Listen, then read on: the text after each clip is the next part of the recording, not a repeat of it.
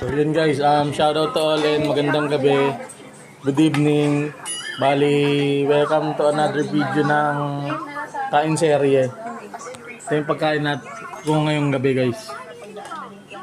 So ayan.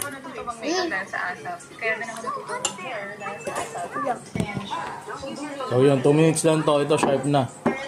2 minutes lang talaga kasi hindi na-upload na ni Facebook sa Facebook ko. Ayaw niya na ako mag-upload na mahabang ano.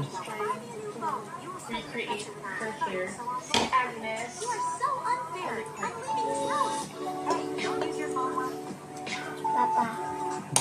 Si Jessie. Favorite ni Lola to si Jessie Mindiola. Ang puti-puti daw, maganda.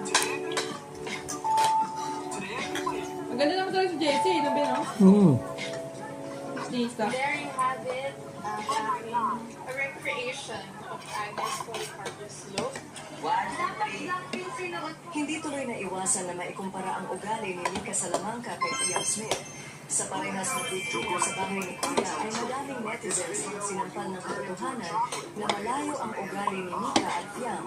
Ang buong napanalunan kasi ni Mika sa Pinoy Big Brother ay idinulog niya sa kanyang elderly charity.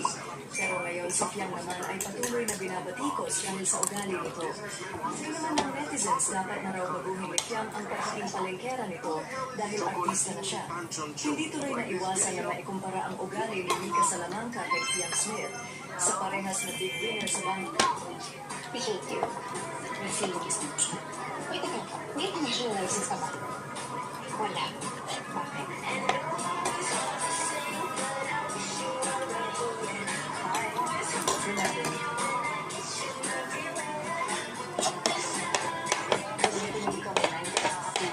Kaya sana. Ako nababa.